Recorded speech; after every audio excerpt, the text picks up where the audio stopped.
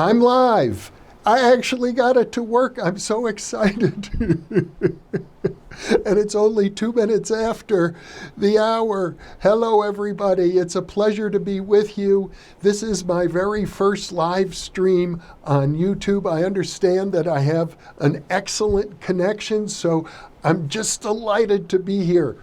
And let me say this, I had this wonderful program to talk about today, and it's based on a recommendation from Leah Glass, who wrote and said that she's really enjoyed the In Present series of broadcasts in which I talk about my personal life and my family. And she said, but you've never talked about your father, and could we learn a little bit more about your father? So I thought that I would talk about my father today. And the strange thing is that just last night I put together a whole series of of images, of photos to talk about my father and the influence that he's had on me in my life. So I plan to do that along the way, talking about my career in parapsychology as well, and the relationship between my family background and my work in parapsychology.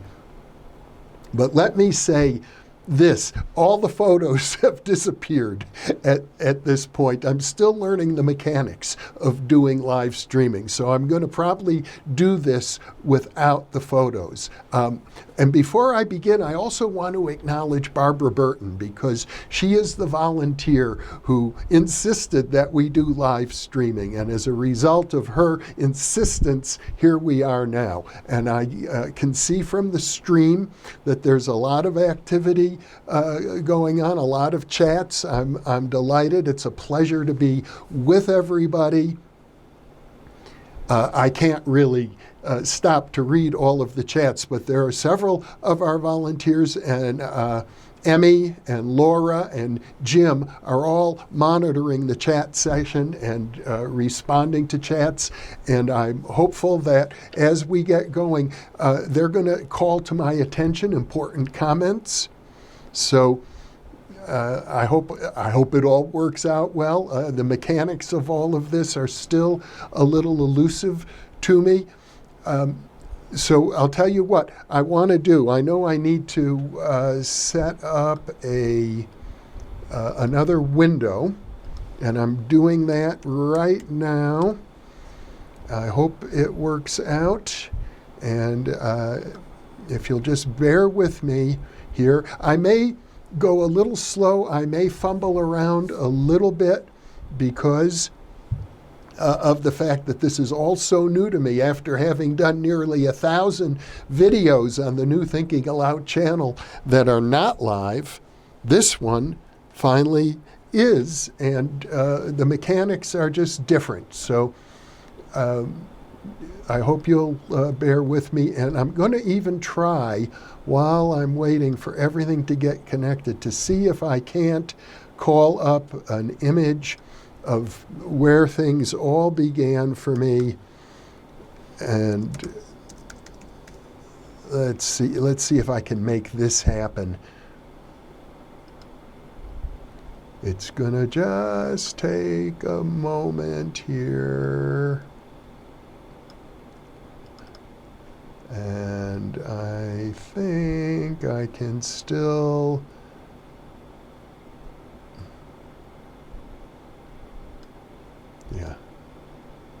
let's see if this will work. Now, I don't know if you see the image or not, because to be honest, there's a delay in the screen here. But what I'm showing you is an image, if it appears, of my parents. There they are. I can see it now. It's shown up. These are my parents, and this is the date of their wedding, December 1942. My dad was a warrant officer in the Army. He had been a musician. He had his own swing band in college, and in fact, they were pretty good. High Low and his High Lows. My father's name was Jeffrey Mishlove. And they traveled all around the country, as a matter of fact. But then he got drafted into the Army. He went to officer school. He's a warrant officer at the time of their wedding. He had basically put his music aside and married my mother after getting to know her for 6 weeks in New Jersey, where she lived. And to my understanding, they're on the phone right now. He's calling his parents back in Wisconsin to tell them he got married because he didn't think they could afford to travel in 1942 during the war from Wisconsin to New Jersey to be at the wedding. And my dad told me that's one of the biggest regrets of his whole life is that he didn't invite his parents to the wedding. But my mom, incidentally, was an aspiring actress. I think she could have had a career on Broadway, but she gave all of that up for the sake of the family and ended up having a career in community theater in Fond du Lac, Wisconsin.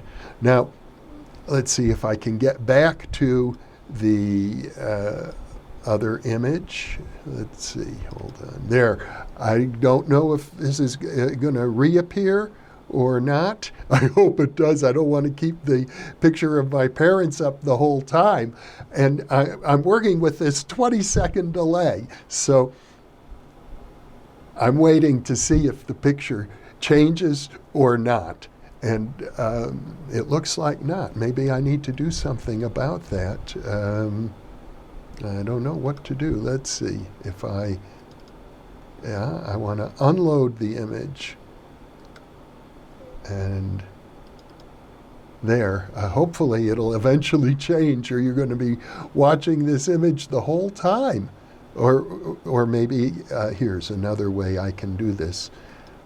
I apologize for my awkwardness, and I think I'm just not going to endeavor. Oh, I erased the wrong one. That's even worse. Now I have to get to put on my glasses for a second. This is becoming much more awkward than I had ever hoped it would be. But let's do black magic, and here we go. Oh. This is no good at all. Please be patient with me as I get this going. We're going to do one more time.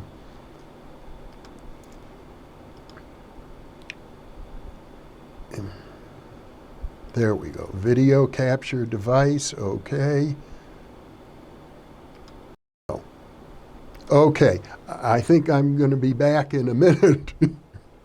As far as I can tell, you're looking at a blank screen because of the 20-second delay, but I expect to be back, and as far as I can tell, the audio is working. There we go, and I can probably make the screen bigger too, like that, and I believe I'm back with you again. So, my parents were married in 1942. My mother came from a very intellectual family on the East Coast. They were the kind of family that would sit down at the dinner table every night and argue about politics. And in general, they were very liberal. And there were a lot of intellectuals and writers in the family. I had an uncle who had actually achieved some modest fame as a writer. He was unfortunately killed in an airplane crash in 1954. And then his wife, my Aunt Mickey, committed suicide. But I can tell you this, their son, who was 5 years old when his father was killed and just entered college when his mother committed suicide, Zachary Rogo is a poet and a writer and a playwright, and I intend to bring him onto the New Thinking Aloud channel to talk about the importance of poetry. Now, my father's family, however, were very different. They were from Wisconsin. They were very conservative. The one thing both my parents had in common, of course, is that their parents were immigrants. All of my grandparents immigrated to the United States from Russia, basically. And so they both grew up in households where Yiddish was spoken.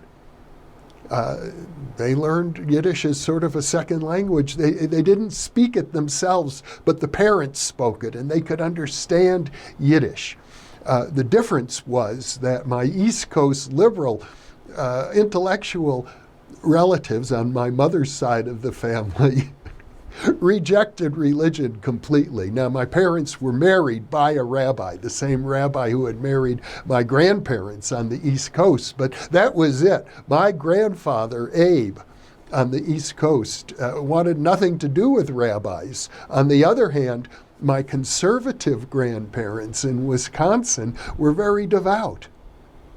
In fact, my grandmother, my father's mother, who died when I was 5 years old, was so devout that when my father was 13, this would have been 1930 because my father was born in 1917. He's studying for his bar mitzvah, and they brought somebody to live in the household to train my father for his bar mitzvah because they grew up in the tiny little town of Berlin, Wisconsin. A very, very rural area. I think this town of Berlin had a population of about 3,000 people, and there were hardly any Jewish people there at all. So they had to bring in someone, I think from Milwaukee or Sheboygan, a larger town, to train my father for his bar mitzvah. But my grandmother was so devout that she caught this fellow shaving on the Shabbos, on the Sabbath, on Saturday, and fired him because he was breaking the Sabbath. Now, that's the story. Of course, this was 1930, in the height of the Depression. And I suspect that the family indeed was very poor and maybe couldn't afford to maintain the tutor in the household at that time. But in a sense, I've inherited both, an East Coast liberal mother and a conservative father from Wisconsin. Now, my father rejected religion as soon as he could get out of the household. He got to college, he had his swing band, and then he was enlisted in the Army. And as I say, he married my mother. One thing I want to say is that I learned a deep lesson from my father. I learned it after his death. I think he communicated to me after his death. And when I get to the end of this narration, I'm going to talk about what that was like for me. There's probably the most important lesson I ever learned from my father. So if you can stick with me through this narration, I'll get to that at the end. Growing up in Wisconsin was very conventional. My father ran a furniture store. He had been a musician, but he gave up his trumpet. He played the trumpet in his swing band, and he gave that up for 30 years. He never played the trumpet. He focused on raising a family, and he had a store that was open evenings and weekends. So I hardly saw him growing up. I knew that he was working day and night and weekends to support his family, running, as I say, a furniture store. And in a way, we were kind of famous at the time because if any of you are viewers who grew up in the Fox River Valley of Wisconsin in the 1950s, my dad advertised all the time on Channel 2 of Green Bay as the furniture king of the Fox River Valley.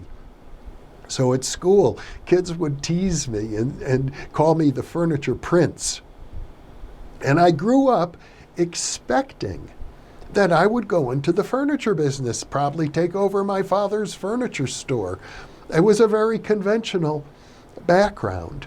My mother, on the other hand, had always aspired to be an actress, had quite a lot of talent, and began to star in many of the local community theater productions in Wisconsin. And for example, she played Blanche in the performance of the Tennessee Williams play, Streetcar Named Desire. Now, Blanche is a very tragic, dramatic character, if you're familiar with Streetcar. It's one of the great American plays ever written. And I got to see, in a way, you could call it mediumistic ability, because the character of Blanche came to possess my mother in some ways. After she did that performance, I don't think she was ever quite the same. It was as if Blanche Dubois, this tragic woman who gets raped at the end of the play,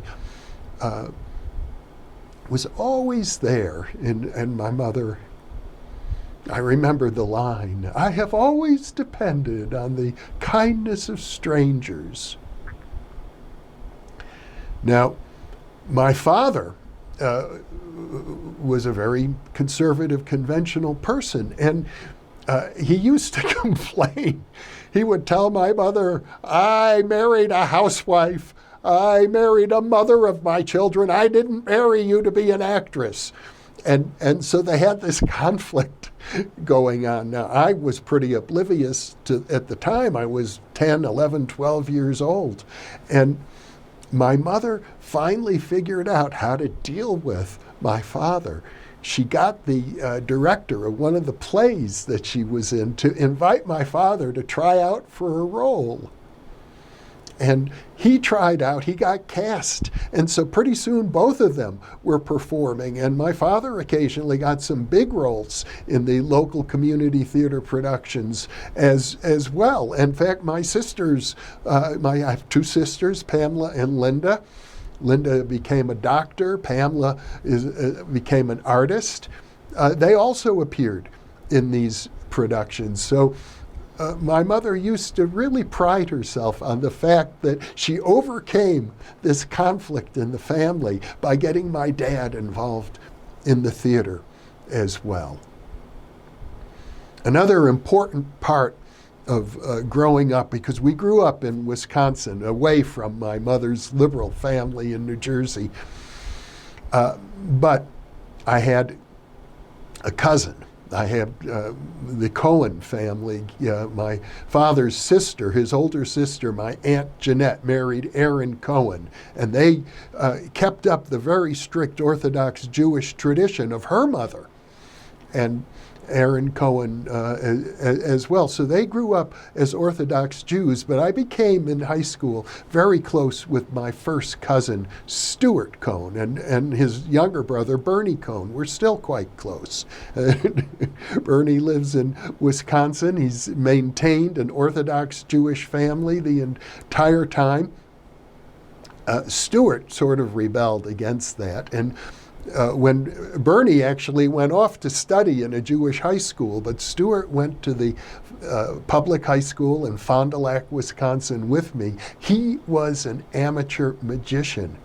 So growing up in high school, Stuart had learned hypnosis, and he hypnotized me as a high school student and taught me self-hypnosis. I learned that in high school, and I was very happy to be able to practice self-hypnosis and to be able to use it. In fact, I found that I could use it to study for tests. And I remember I took, as high school students still do today, the PSAT, the Preliminary Scholastic Aptitude Test. Then the next year you take the SAT, the Scholastic Aptitude Test, which is very important for your college entry. And I hypnotized myself before the SATs, and my scores, the PSAT is supposed to predict your SAT score, but my SAT score jumped up way, like 2 standard deviations above the predicted score for my SAT, that the PSAT would have predicted. I got very high scores on my SAT tests as a result of self-hypnosis. which is something I've worked with since then my entire life. And the funny thing, back in those days when my father understood what I was doing, working with self-hypnosis, he wanted to forbid me to practice self-hypnosis. He said, I don't want you to rely on anything outside of yourself. And that's good advice, except self-hypnosis is not, it's not like spirit possession or something. I wasn't asking the spirit of Einstein to come into me. I was just drawing on my own unconscious reserves. My father didn't understand that. Now, I know for sure, growing up in Wisconsin, I never doubted that my parents loved me. But at the same time, as I mentioned, my father in particular had very conservative habits. And I think I gravitated more towards my mother's side of the family. The more liberal, the more intellectual, the more exploratory side of the family. And then I went to college at the University of Wisconsin, but I entered college in 1965. And you have to appreciate, for those of you who weren't alive then, the 1960s was a time of, if you think we're dealing with political polarization today, if you think we're dealing with social unrest today, the 1960s was even more so. Because college students were massively protesting the war in Vietnam. And all of a sudden, I came to appreciate that many of the values that I had been taught growing up in a conservative Wisconsin family and school system were being challenged when I got to the university. And on top of that, Timothy Leary was out there promoting LSD, and college students were beginning to use marijuana. So it was as if this whole crust of social conditioning from the 1950s, where in that post-war era, we grew up watching Howdy Doody and Roy Rogers and television. Kids were watching television, the first generation of television children. Life became kind of like a Norman Rockwell painting. It was as if there was this Americana, and it was perfect, and America was on top of the world. But then in the 60s, because of the protests against Vietnam, because of the widespread use of psychedelic drugs and marijuana, the crust got blown off. And we were confronted as a generation with a sense that there are depths within ourselves and within our culture that we haven't yet begun to explore. Now, I can say that I have made my life's work, looking back now over 50 years, my life's work was to explore those depths. But as I look back on the rest of my generation, I see that there were many, many missteps. People abused drugs. People got involved in all sorts of cultish activities and social explorations that didn't turn out so well. I feel very fortunate. In fact, I have to say, looking back on my life, there must have been invisible guides. I can't say that I, like Norm Shealy, I'm going to release the interview with him soon. I just did it a few days ago, talking about the angels in his life with whom he has communicated and had detailed conversations. We're going to be talking about that interview, but I feel that there have been angels, and they've been guiding me and helping me avoid some of the worst errors I might have made, or even the errors I did make, preventing me from getting into deep trouble. But the angels never spoke to me directly, the way they did with Norm Shealy. By the time I was a senior in college, I engaged in a senior honors thesis on the psychology of religious mysticism. I was pushed to explore it because of mystical experiences, frankly, I was having as a result of taking LSD. But at the same token, I was, frankly, a conventional materialist at the time. I had pretty much rejected the Jewish religion. I had, I was just sort of going along with the crowd, and the crowd was basically, I have to say, materialistic and somewhat selfish. And I thought that people who report mystical experiences or claim they see ghosts, it was some form of psychopathology. And I would write up my senior honors thesis about this pathology.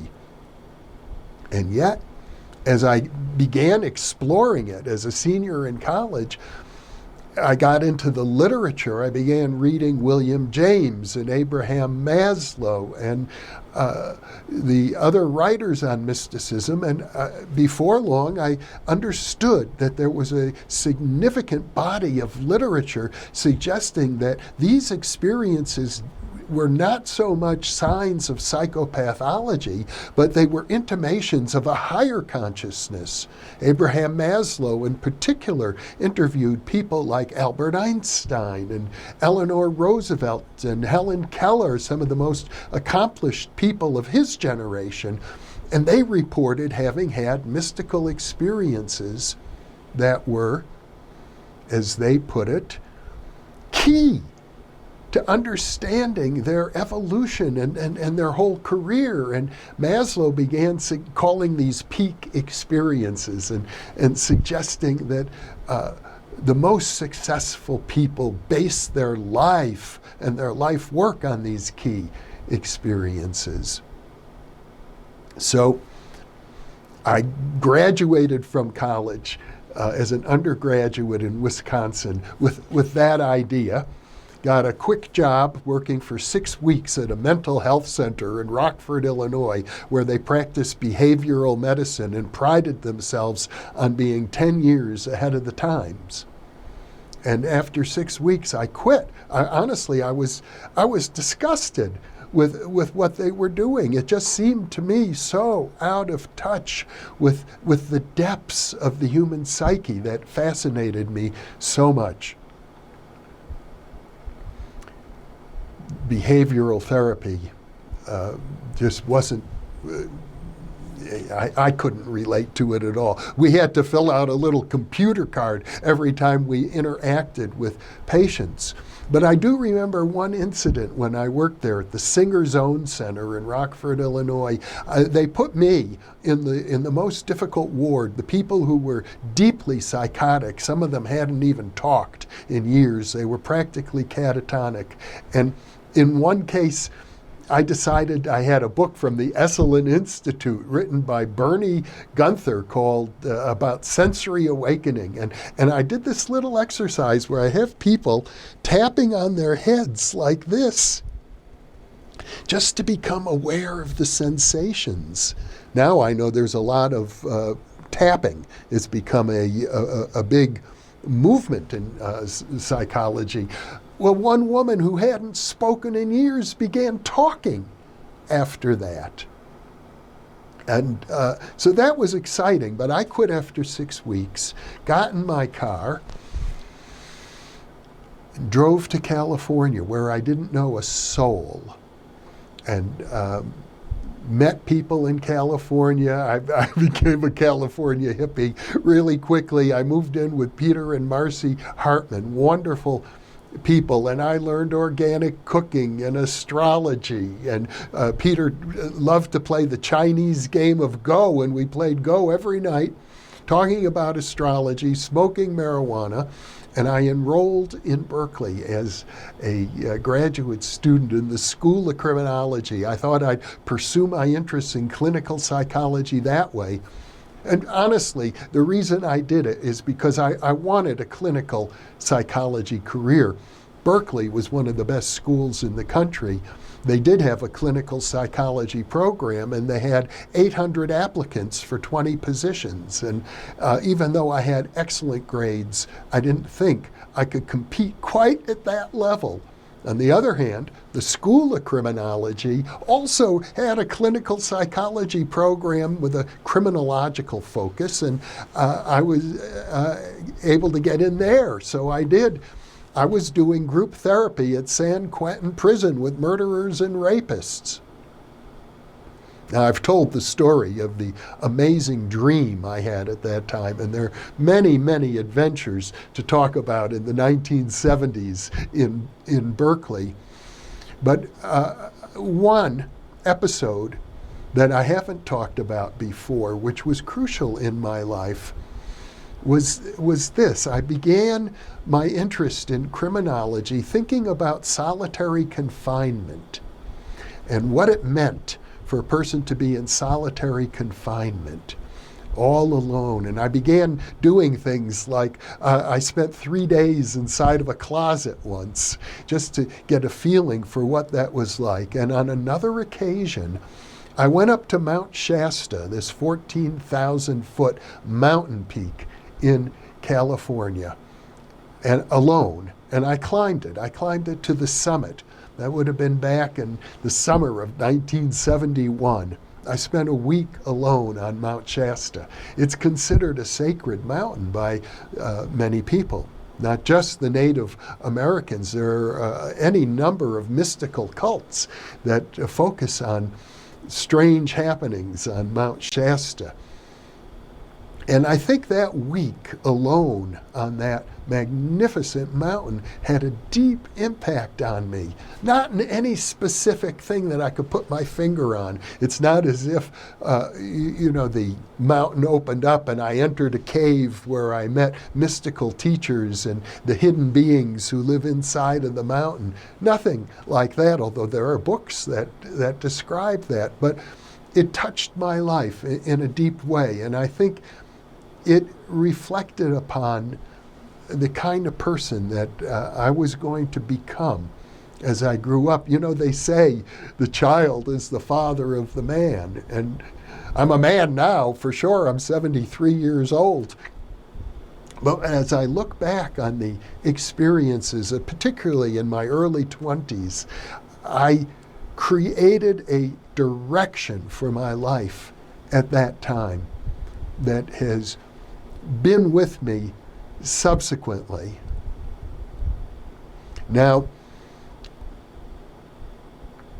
I want to pause for just a moment, and when I come back, I'm going to tell you the story that I had promised about the lesson I learned from my father.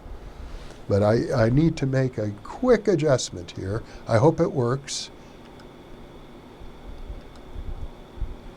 There we go. And getting there, and yes, okay, because I have moderators who are watching the feed, and these moderators are going to cue us in. Someone is asking, oh my gosh, there's quite a bit here. I'm going to come back to it, and I may be able to show some photos that people have been asking for. Also, it has been suggested that I remind those of you who are still in the chat at this point, if you have a specific question for me, put it in all capital letters. That way the moderators will be able to spot it. The moderators are going to select certain things and put them in a separate chat, which will be visible to me. Now, I did say that I had grown away from the Jewish religion. I had a very extensive training in the conservative community I grew up in Fond du Lac, Wisconsin. I studied for several years for my bar mitzvah, and the bar mitzvah itself is one in which I conducted both the Friday evening service in its entirety, as well as large portions of the Saturday morning service, in addition to the recital of the Maftir and Haftorah, the Jewish prayers that are typically recited at the time of the bar mitzvah. But then I grew away from it. By the time I graduated from high school, my attitude was that I saw all the rules and regulations of Orthodox Judaism as superficial and something I didn't want to be constrained by. And by the time I got to college, I think I was probably pretty cynical about it. But then, in the 1980s, I visited Israel for the first time with my wife, Janelle. I got married, incidentally, in 1978, while I was still a college student at Berkeley. And I'm still married to Janelle. We'll have our 42nd wedding anniversary. I might also mention that my parents were married for 55 years when my father died. So I'm very happily married. And in fact, I regard my wedding date in August of 1978, August 27th, as probably the happiest day of my life. But at one point, when Janelle and I were in Israel, something changed inside of me, and I felt I could no longer just ignore my Jewish heritage. Because I hadn't, for example, been to the Rosh Hashanah, Yom Kippur services, the high holy holidays of the Jewish religion, for well over a decade. And when the high holy holidays came along, after I had been to Israel, I felt this need to get involved in the local synagogue where we lived in San Rafael, California. And I became very active in the synagogue for a couple of years. Very active. I was in there praying and reciting, and I would sing these Jewish prayers. They're so moving, and I'd be in tears.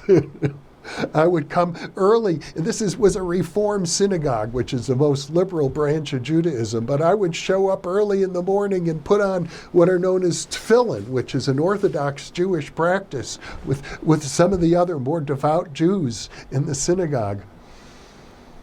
And now, to be accurate, this was in the 1990s. My father died in 1997. And he was buried in Milwaukee, Wisconsin, in the same cemetery where his parents and his grandparents were buried. And I went back, of course, for the funeral.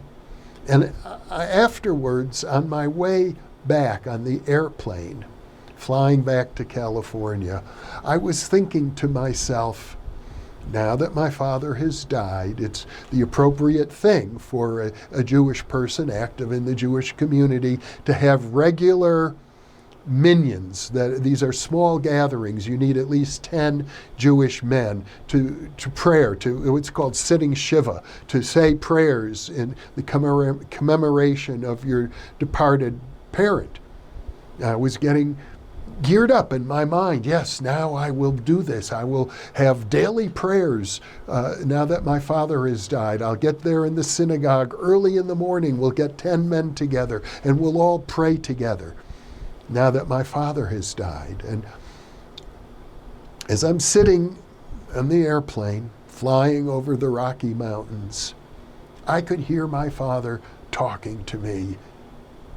I haven't heard angels, but this was almost as if he was there speaking with me. Of course, it wasn't. It wasn't auditory, but it was clear. It was distinct. It was probably one of the most important messages I ever got from my father. He said, "Son, if you want to do that, do it for yourself. Don't do it for me. I don't need it." And at that moment, I realized that I also had completed a very important teshuvah, a return to Judaism. I needed to return to it. It wasn't right just to abandon the religion because I went along with the materialistic crowd of 1960s college students. I had returned. I had come to appreciate many of the depths of the religion. At the same time, I realized that some of the reasons I had for rejecting the religion were still valid for me as they had been for my father in his life. It's very funny, you know, the Ten Commandments says, honor your father and your mother. And honoring my father meant turning away from the same religion that he had turned away from. Even though my Orthodox cousins would say, no, honoring your father and mother means becoming more religious. But I think that was one of the most important lessons that my father taught me, was after returning to the religion, I could leave it once again and leave it in good conscience, knowing that, like so many young Jews of my generation, I think they fled from the Jewish religion because of the horrible pain that had been inflicted by the Holocaust.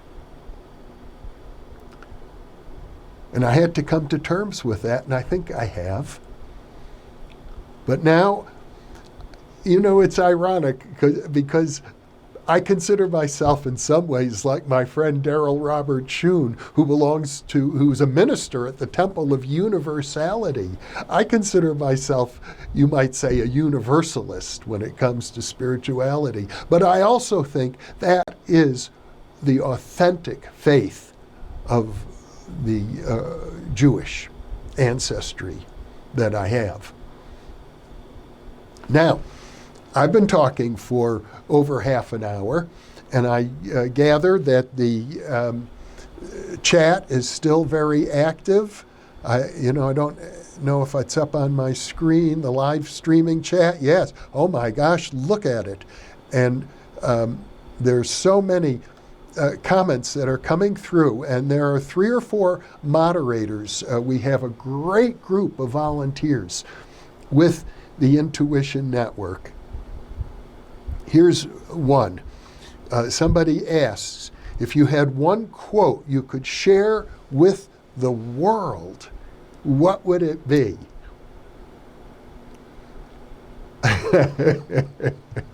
Yes, if I had one quote to share with the world, it would be this: we are all one.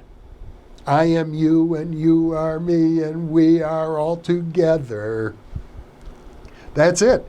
I mean, it seems odd. It seems like we're separate people. We think of ourselves as separate people. We are so seduced by the illusion that we are actually separate, when the truth of the matter is, the deep truth is that we are one. That's who we are in our consciousness. If we reach deep into the source of our own being, we are one. And I have to say this, I've been doing radio and television since 1972, and the best programs I do always end on that note. If there's one message that I want to hammer home. So when you talk about left wing, right wing, or human and alien, or Jews and Muslims, or communists and fascists, I have to say, bottom line, we are all one, including male and female, including animals, including octopuses in humans, or cuttlefish, or some of the strangest creatures that exist on the planet, insects. We are honestly all one. That if I have one message to share over and over and over and over again, that's it. And I think ultimately an understanding of parapsychological phenomena points in that direction. It's really the only way to come to grips with it. How can somebody, a remote viewer, know what's happening tomorrow or know what's happening 1,000 miles away? There's no mechanism for that. There's no signal that gets transmitted. It's because of the underlying oneness of everything. The separateness is the illusion. It's a very seductive illusion. And of course, I fall into it many times every day. Okay, let me look at some of the other comments. What advice would I give to young men today regarding their role in society? Everybody is so different. I don't know that young men is a good category to think about. But I do remember once when I asked a very similar question, and I was interviewing Joseph Campbell, the great mythologist. And I asked him that question, what advice would you give to young people? And he said, follow your passion. I have to agree with him. He followed his passion. And I can say, thank God I followed my passion. And if people can do that, if you can follow your passion, I think it's hard to say. You may have all kinds of trials and tribulations, as I have had and as everybody ends up having. At the end of the day, you can say it was worth it. Okay, what does the colorful yin-yang mean? That image came to me. I actually have copyrighted. I have copyrights on 800 variations of the rainbow yin-yang. I was walking down, what street would it have been? Lake Street. I was walking down Lake Street in San Francisco one day when the image came to me, and I began drawing it and hired an artist to create an airbrush version, and eventually created the digital versions of the rainbow yin-yang. I've actually delivered 6 lectures on the meaning of the rainbow yin-yang back in the day when I was lecturing at the Philosophical Research Society in San Francisco. Let me say this, just to give you the short answer. If I had to give you a picture of my soul, that's what it would be. It would be the rainbow yin-yang. It represents perfect harmony and perfect balance and many, many more things. One day, I'll tell you what I'm going to do. I'm going to transcribe those 6 lectures and make them into a book, because I could talk day and night about the meaning of the rainbow yin-yang. But it is something I created, and I think it is the simplest, most direct, deepest expression I can share with you of who I am and what my ultimate message is. Here's another. What is my view on reincarnation? I think the evidence in favor of reincarnation is very, very strong, to the point where I don't question it any longer, even though I came up with an alternative theory that we've talked about called synchronistic archetypal resonance. At the same time, I think reincarnation is very real. What I struggle with is the issue that some people have attributed to me, that I'm the reincarnation of William James, or I'm the reincarnation of the ancient Roman philosopher Seneca. I'd like to believe that that's true, but I don't, because I don't have specific memories. Although for one second, I think I had an actual memory of having been in the palace of the Emperor Nero, for whom Seneca was the tutor in ancient Rome. It lasted a split second. I have endeavored under hypnotic regression to recover aspects of the life of William James. Nothing came through that really satisfied me, although I had to end those sessions because I began to get cramps and pains in my stomach, and William James was sort of a sickly person and had those kinds of illnesses. So I cannot claim to have much in the way of specific past life memories myself. I used to have recurring dreams of having been killed in the Second World War, of hiding in a cellar somewhere and being discovered by, I think, a German soldier behind German lines and being machine gunned to death.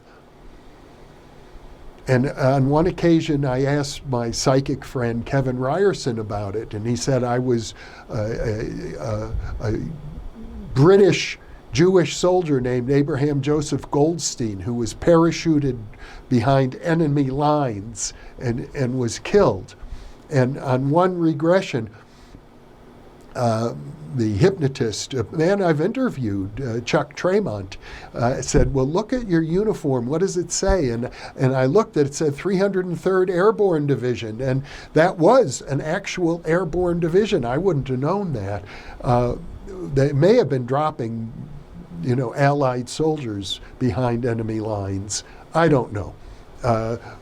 So I have really nothing that I can say in any kind of a confirmatory way regarding personal past lives, not like Norman Shealy, because when that interview gets released, it was just done a few days ago, it won't be released for another month. He talks with great conviction about his memories of some 30 past lives. So I trust Norman Shealy. Even though he's really a far-out person. I have learned in the course of my parapsychological investigations to trust people whose experiences are so far out that the average person would say they are beyond belief. For me, they are not beyond belief. For me, they are worthy of being taken very seriously. Okay, here's another point. I ask again. Somebody says, when did you realize the importance of forgiveness?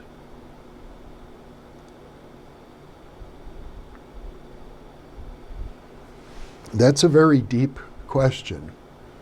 When did you realize the importance of forgiveness? I know forgiveness is very important.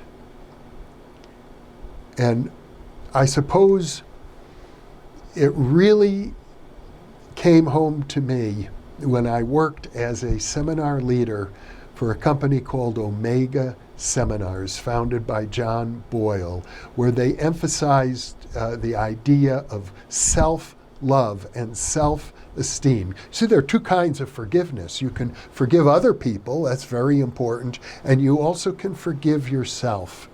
And in order to really love yourself, you have to be able to love yourself no matter what.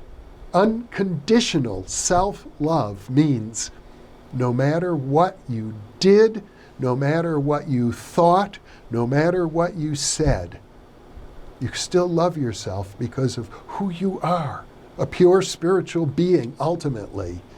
And when you can love yourself like that, then you can love other people, recognizing the pure spirit within them. And you can love them unconditionally in spite of whatever they said, or whatever they did, or whatever they thought. You can love yourself that way. You can love them as well. Now, forgiveness, of course, is another matter when it comes to other people, because you can recognize the pure spirit, but you can still be critical of their behavior. And if they're continuing that behavior, it's very hard to forgive somebody who is engaged in ongoing behavior of that sort. So let's take President Trump, for example. The man lies practically every day. I think even his supporters know that. And I'm not ready to forgive him for that. But I have to say, I love the man. I recognize him as a reflection of myself, that at the deepest level, we are connected. We are one. People say, what about Hitler? And that's a toughie, But the same thing is true, ultimately. Even Hitler. Even the most supposedly evil people who have ever lived on the planet. You can be very critical of what they did. And maybe it's partially because we don't understand what it was like to be them fully. And but naturally, we live in a world of duality. We make judgments. It's important to be critical. It's very important to be critical. It's also very important to recognize that no matter what behavior we're being critical of, that being, that human being, is a precious human soul, and in fact, one with us. I interviewed Lance Mungia, the person who was the producer of the wonderful documentary that Russell Targ made called Third Eye Spies. And Lance has some videos of his own he's produced, and he has a website, and he always begins his program by introducing himself and saying, "I am Lance Mungia. I am another version of you." I like that. I think it's accurate in the deepest level. Here's another question. What is the biggest lesson you've learned from the years of interviewing all of these beautiful minds? Well, there are many, many lessons, many lessons, but the biggest one is the one I've been emphasizing all along. It's a lesson that I need to keep reminding myself about. We are all one. It's so easy to forget that. It's so easy to be seduced into thinking that we are separate, that I am my body. I'm nothing more than my body. And there's me, and then there's the world outside, and they are separate from each other. And I know even very deep spiritual traditions like Samkhya would say the same thing. They would say, no, you can't say that you're one, because that would mean you're one with God. And we're not one with God, they would say. We're like the leaves on the tree maybe, but we're not the whole tree. Anyway, those are deep philosophical questions. But for me, the deep, most important lesson is that I keep emphasizing is that we are all one. We are all one. We are all one. I am sitting here in my studio and surrounded by black, talking to you, but I'm really talking to myself. I'm looking down at the screen. Now I'm looking up at the camera. I'm talking to myself. And I know there are, I don't know how many people out there, and we have separate lives, we have separate histories. It seems so seductive to think that we really are separate, that we are not one. It's so seductive. Okay. Is there any significance to the dates on which I release my videos? Now, some of you may be wondering, why did I release the video with Jason Reza Georgiani on the breakaway civilization on April 1st? For example, did I do that deliberately? And the answer is yes and no. I'm releasing the videos typically Monday, Wednesday, and Friday, and I don't see any special significance. I put them out more or less in the same order in which they were recorded. I have about a month's backlog right now. Sometimes the backlog is 2 months worth of interviews. Sometimes the backlog is only a week or so, or even just a couple of days. But no, I guess I feel a certain pressure to put them out because I keep doing it. It's been like an obsession for me for the last 5 years. I feel like it's so important right now that we, who are all one, we humans, are facing such big challenges, and it's my way of addressing the challenges that we face is to try and put out as much wisdom as I can, and to do it as gracefully as I can, but to do it with a sense of not urgency, that's not quite the word, but with I'm going to use the word forcefulness, a sense of forcefulness to get that material out into the world as strongly as I can. So I just keep doing it. I just keep focusing and working on it. And I am so blessed that I have a family that supports me in doing it, and that I have the means to keep doing it, and to do it comfortably, frankly. It's as if the universe is supporting me to do it, so I do it. But no, there's no particular significance to the day of the week or the day of the month that they come out. What actually happened to Giorgiani? Why was he attacked?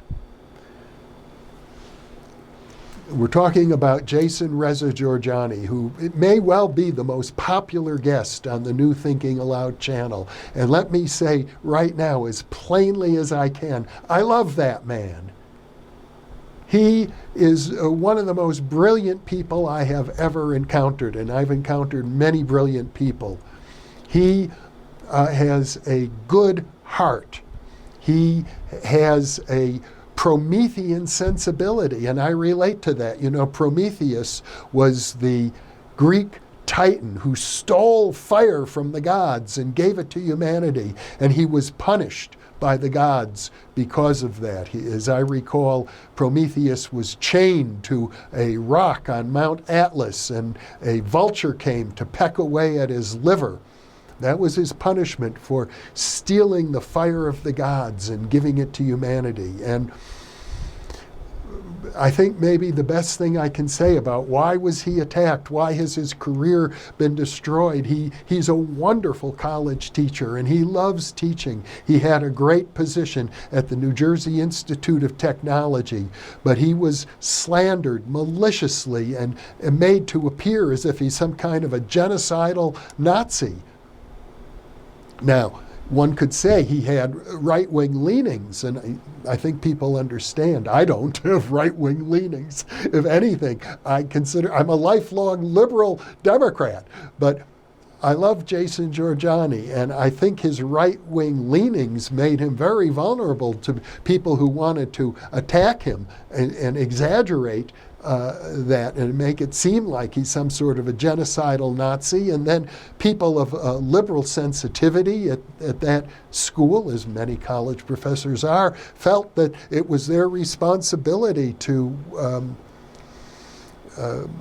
expel, to banish, to punish anyone who amongst their faculty who might be a genocidal Nazi. And it's a shame. But I'll tell you this, here's what I expect of Jason.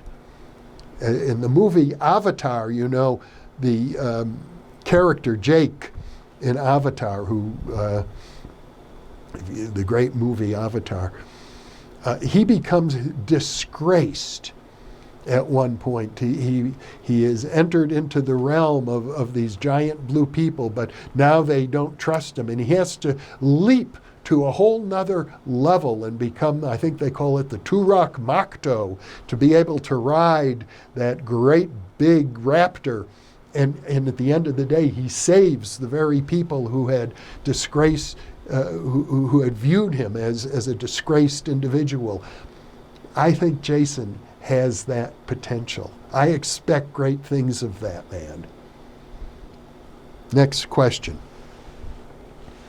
What is my take on the relationship between lucid dreaming and paranormal phenomena? What a great question. I think that in the future there will be, I'm going to call them psychonauts. They will be trained in the art of lucid dreaming. They will be able to go into lucid dreams pretty much every night.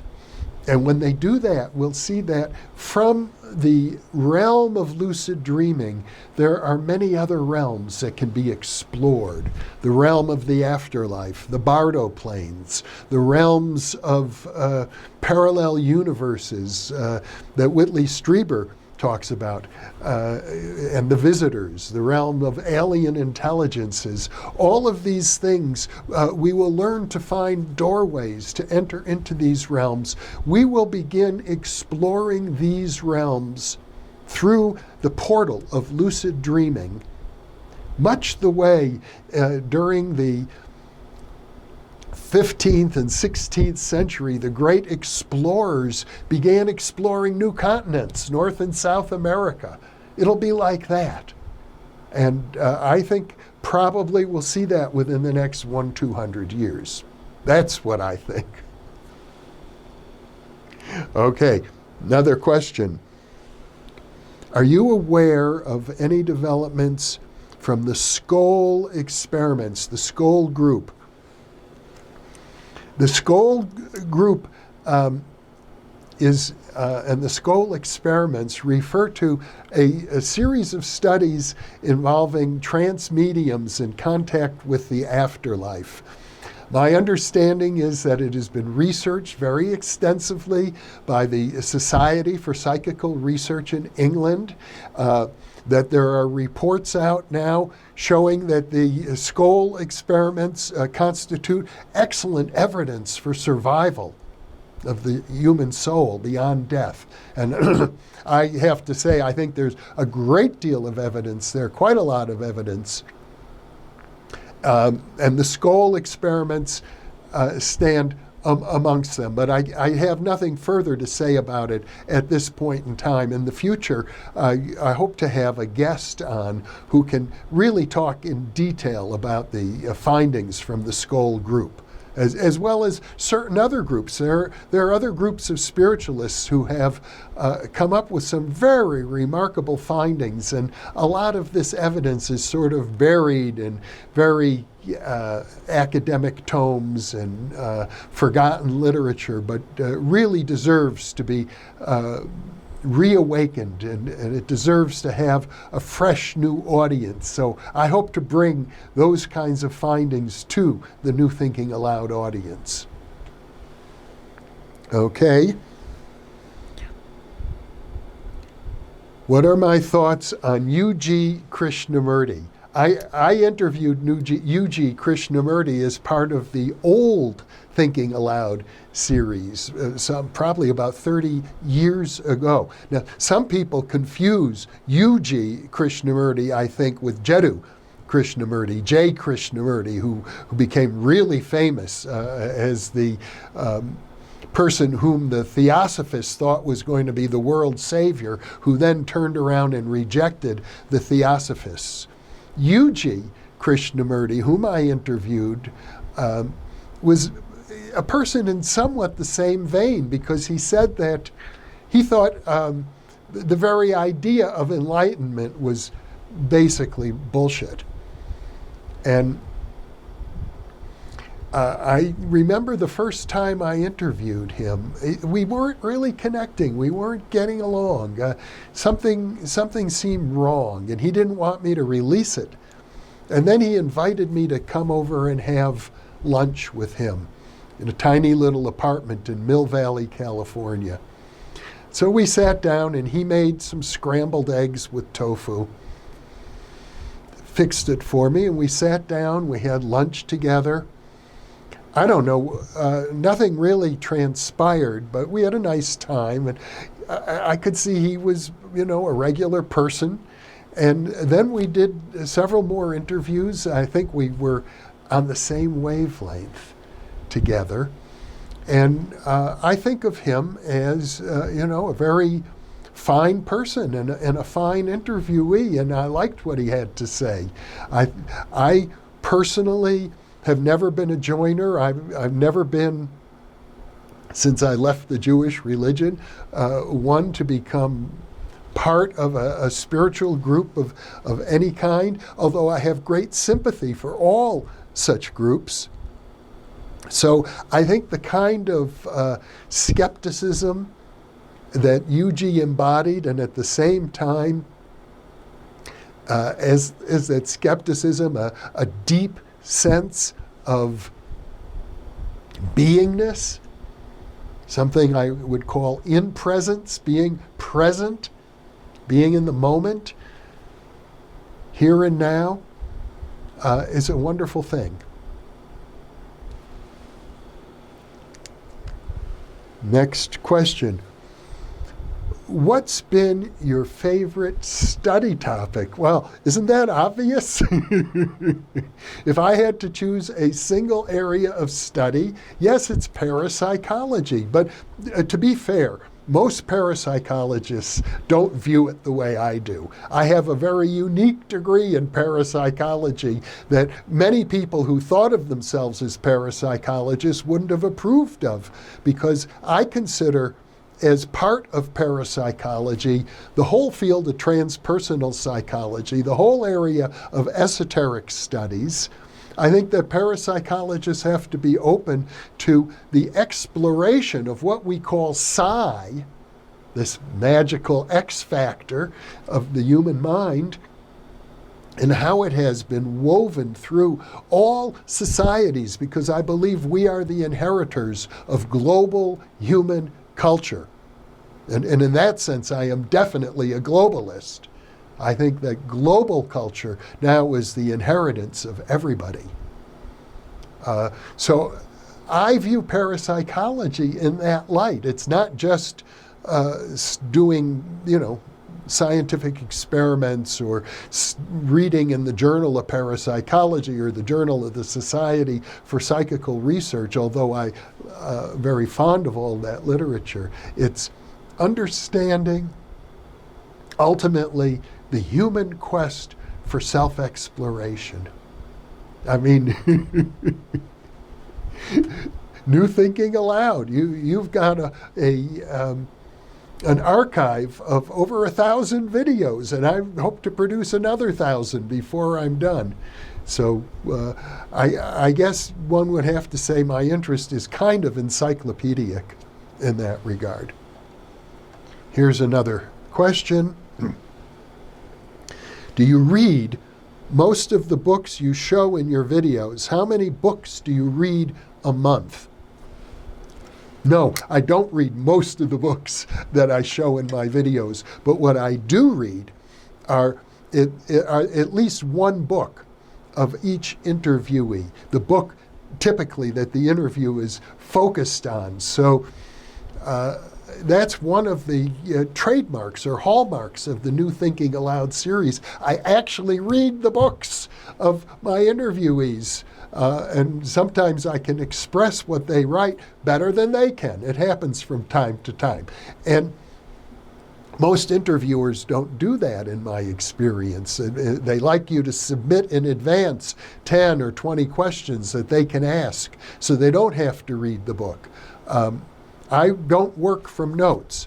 I do read the book, but in the course of the interview, many other books are described and discussed, and many of them I've read in the past, maybe in my college days. Many of them I haven't read and maybe never will read. So I would say,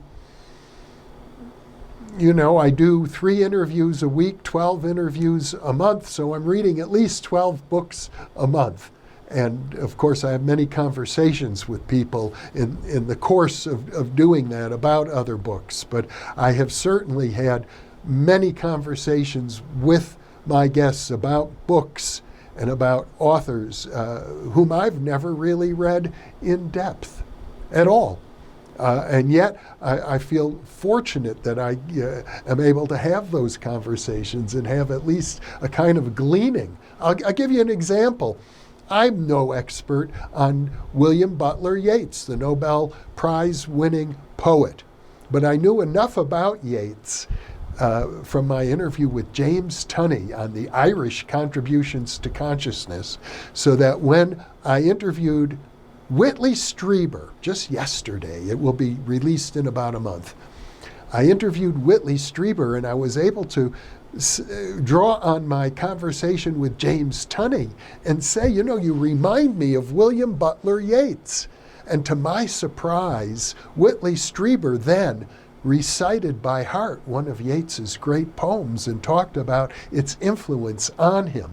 So I guess there's an example of a kind of synchronistic connection that resulted from having had these conversations, but never having read the book. I really have read very little of Yeats myself. And yet I feel like I know Yeats at least a little bit through conversation. Okay, as long as the questions keep coming, I guess I could keep going here. Next question. Do you have an opinion of Wilhelm Reich and orgone energy?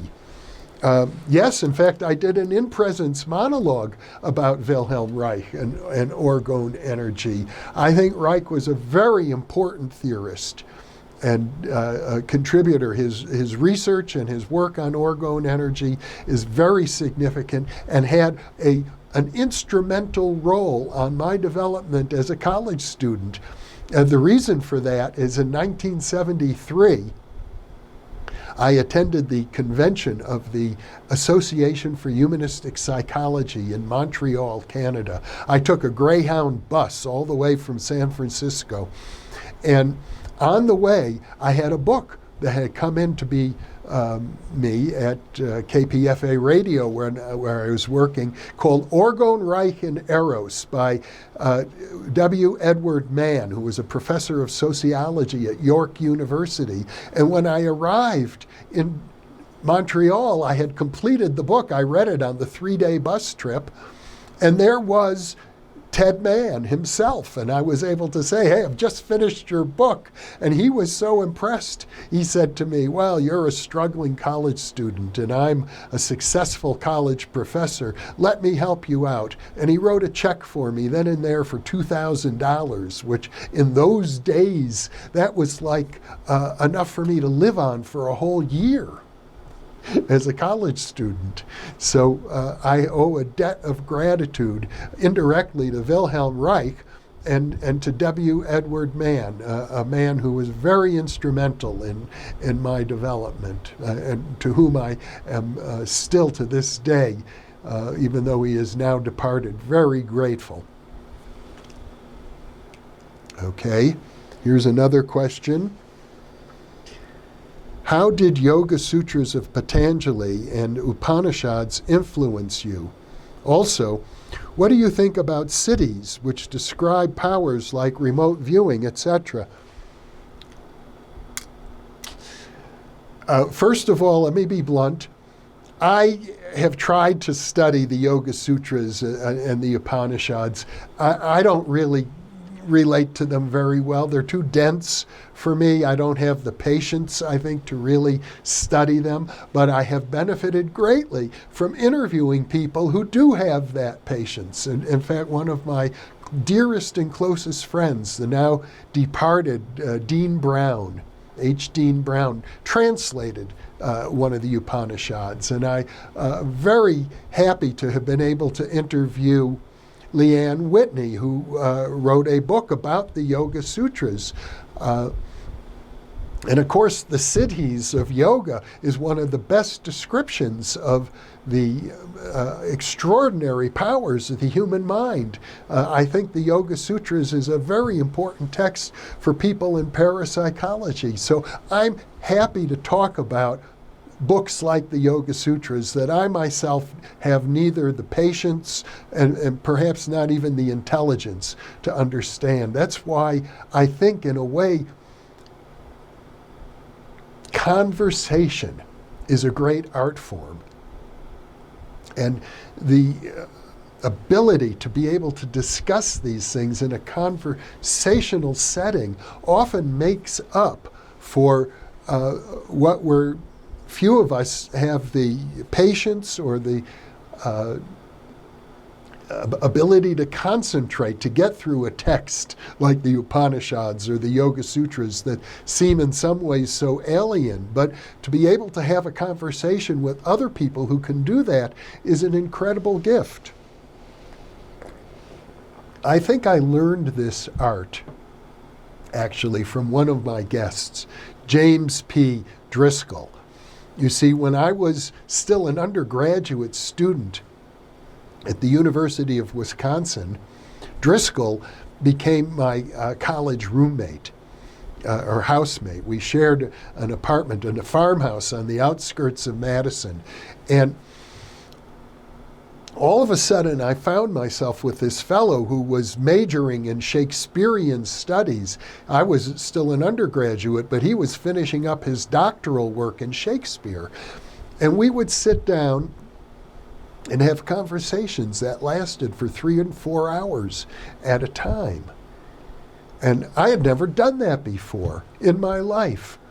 And I discovered, the joy and the beauty of an in-depth conversation. So I've invited Jim Driscoll a number of times back on New Thinking Aloud. He'll be back on again. But I think he's the person who introduced me to that kind of dialogue. And it's remained with me since then. It's become, in some ways, the hallmark of what New Thinking Aloud is about. It's about conversation. So it's more about that than about the books that we discuss, because in conversation, people talk about how they really feel.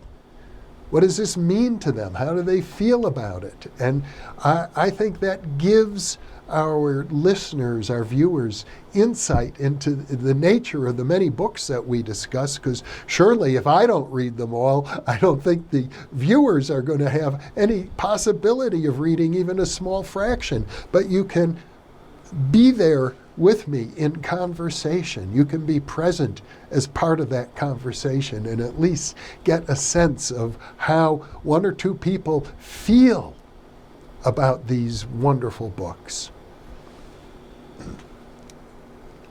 Next question. Are there any new people you have found, like the PK Man in ability? And the answer is, I wish I could. I would like to find people like the PK Man, but he was quite extraordinary. He compared himself to Moses. He said that the aliens that he thought he was working with had been searching for somebody since the days of Moses that they could work with who would exhibit the kind of powers that have been attributed to Moses.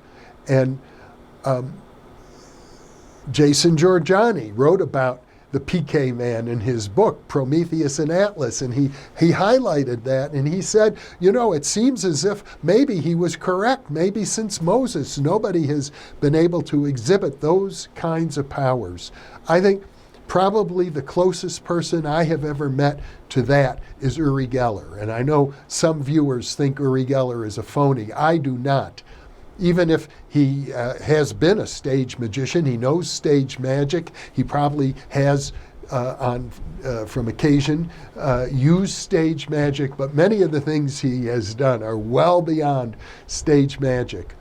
And he has come the closest. And one of the wonderful things about Geller in that regard is he would get on radio and TV, and I had him on my radio show back in the 1970s talking about metal bending, talking about watches starting that hadn't worked for years, and the phone lines would lit up. Hundreds of people hearing him talk would say, yes, it's happening to me right now, this fork, this spoon, this watch, it's all happening as he was speaking. We used to call those people the mini Gellers. So I would say that's the closest that I know of in my lifetime to Ted Owens, but I have every reason to think there are probably hundreds of other people out there who have, in their own way, extraordinary psychokinetic abilities. As a matter of fact, one of the interviews I just conducted last week that has yet to be released is with Nancy Duterte. Now, I've done 7 interviews with her previously, but she had a miraculous healing that occurred. And she talks about the miraculous healing. It's associated with a dream of an alien being. It's also associated with psychokinetic abilities. And in this interview, she pulled out a huge bag of bent silverware, twisted all up, and pointing out that she had done this in PK parties. So there are now probably thousands of people who have participated in extraordinary metal bending through PK parties. Ted Owens' unique gift, the man I write about in The PK Man, is that he said, just as you can cause a spoon to bend, you can as easily affect large-scale phenomenon, power blackouts, earthquakes, tornadoes, and hurricanes. And he demonstrated that with about a 67% accuracy over and over and over again, producing phenomena that I wouldn't have expected more than one time in 100 to occur by chance. Next question. Jeffrey, do you have any thoughts on the future of spirituality in the modern world? Well, the most recent thoughts I have stem from the interview I conducted just yesterday with Whitley Strieber, the author of Communion. And he has been endeavoring to conjure up, as he put it, through his writing, and he's written about a dozen books now about his communion, as he puts it, with alien intelligences, that he wants to see that. He wants to see the human race as a whole enter into what we'd have to call a sense of communion with the supersensible realms, with the fairy realms, with the realms of deities and devas, and even what we might sometimes call demonic entities. Demonic or daemonic, I mean, there's a spectrum, there's a whole range, but we live in a materialistic culture where we pretend that these are just fantasies, that they don't really exist. Whitley says, yeah, the whole spectrum is there and we've got to deal with it, and so do they.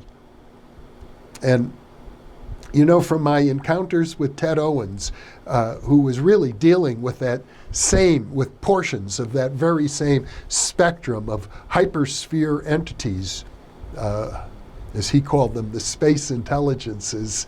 Yes, they are real. They exist, or as my mentor Arthur Young said, exist may not be the right word, they ists. There's a difference between isting and existing. But in any case, the future of modern spirituality will be, and I expect it'll occur, is that we as a species will come to accept that we are part of a larger community of hyperspace beings with whom we interact. Just as in the 16th, 15th, 14th, 15th, 16th, 17th century, Europeans came to realize that there were indigenous populations on these new continents they were exploring, we will come to recognize that there are populations, a wide range of populations of beings in hyperspace reality, and many of them cross over into this physical space that we're in. The evidence now in the field of ufology is overwhelming of apparent vehicles that have been tracked on radar that have capabilities far greater than anything our military is capable of. Well, we need to learn more about the inhabitants of those vehicles. And at some point, it's just going to be public knowledge. We're going to accept that we are part of, you could call it a galactic community or a hyperspace community or a spiritual community. The irony is that you have to see this in a kind of shamanistic perspective and realize that it includes humans who have departed. It includes a different sense of what it means to be, what it means to be a being. A being is not just a physical body. The being doesn't die when the body dies. Do I think that group meditation or prayer can change the state of the planet? Yes. Yes, I do. And minimally speaking, it can't hurt. I think it can have a positive effect. Do I have an opinion on Robert Monroe? I was fortunate to be able to interview Robert Monroe when I first began doing interviews at KPFA Radio in Berkeley, California. I hold him in very high esteem. I regard him as a sincere individual reporting about his actual experiences. It's also now known that he used glue sniffing to actually trigger some of his out-of-body experiences. So what? That doesn't make the experiences any less real, in my opinion. It's just an additional fact about him. What are my thoughts on the white light experience as seen in all cultures?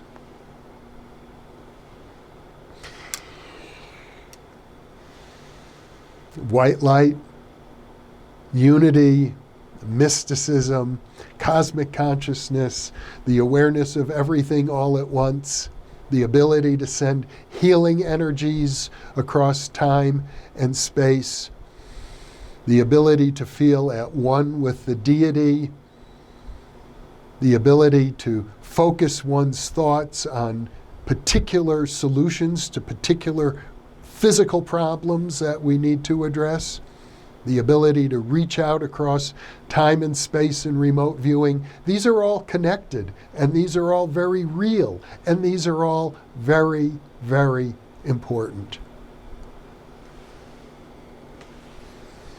If you were able to, is there a research study you would like to conduct?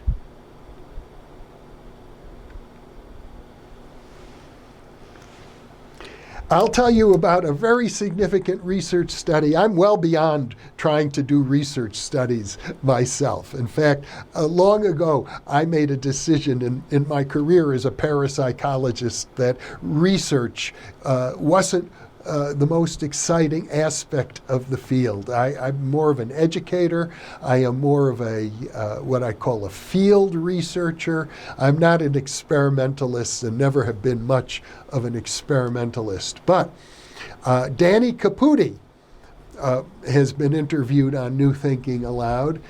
She is a wonderful scholar working in the field of atmospheric science, and she's come up with some interesting new experiments that she is doing looking at music that is generated by random event generators, music that if you sit and listen to music, you'll find that some music is just more inspiring. It makes you feel better. It generates positive emotions. Now that's different for each person and different even in each culture. Musical tastes change from generation to generation. But if people are able to influence random event generators, and there's a great deal of research that suggests that this is possible, and if the random event generators are controlling the music, then people listening to that music may be able to create new forms of music and at the same time contribute to research, because we can look at the statistical output of the random event generators to determine whether they are being modified beyond chance expectation, because we understand the statistics of random activity. So I think this is an exciting line of research. I recently had a volunteer who was a professional musician, a composer, contact me wanting to volunteer. We have so many wonderful volunteers, but I said to him, with your talent, you don't need to be translating the transcripts into, we now have translators working in a dozen different languages, or promoting the videos on social media. I'd like to connect you up with Danny Caputi to see if you can work with him on his research involving music produced by random event generators, and where that can take us. Will people be able to put themselves into cosmic consciousness or higher states of consciousness? There could be a dozen different higher states or 100 different higher states that could be induced through music. And can people do that just by relaxing into it and entering into a kind of communion with the random event generators?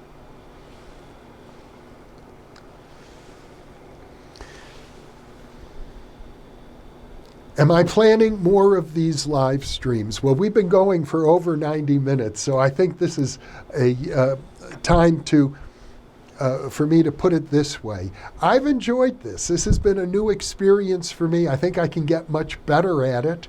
I'm certainly open to considering doing more live streams. This is the very first one. I'm sure it won't be the last, but here's what I'd like to ask from our viewers. Give me some feedback about how you enjoy the live stream, what you would like to see in the live stream. You can send your feedback to friends at newthinkingaloud.com. I will read that feedback and I will incorporate that feedback into future decisions regarding live streams. So I think we've been going for a long time. I haven't checked on the channel. Yes, I see it's still active. In fact, I see we have 473 concurrent viewers. But I think for now, given my energy level, 90 minutes is about right. So what I'm going to do is close the live stream at this point. I want to thank you all for your questions and for your positive energy. It's been a delightful experience, and it's being recorded. I will release the live stream. In fact, what I'm going to do is include some of the photos that I had planned to release when I talked about my early life and my family and some of my other experiences. I'll release the live stream. I'll do a little post-production on it. I want to thank you all very much for being with me. And let me just check one more time if there are any final comments. I want to thank our moderators, Laura Newbert, Jim Hosier, Emmy Vadnais, Dan O'Farrell have all helped by moderating the live stream. We've been blessed now by over 200 volunteers who are working with the New Thinking Aloud channel, including people like Barbara Burton, who proposed that we do the live stream. I want to encourage some of you who may be still viewing right now. If you're not a volunteer, you might consider joining our volunteer group, and you can do that by sending an email to friends@newthinkingaloud.com. We do send out a newsletter now, goes out every week to the volunteers and to the donors of New Thinking Aloud.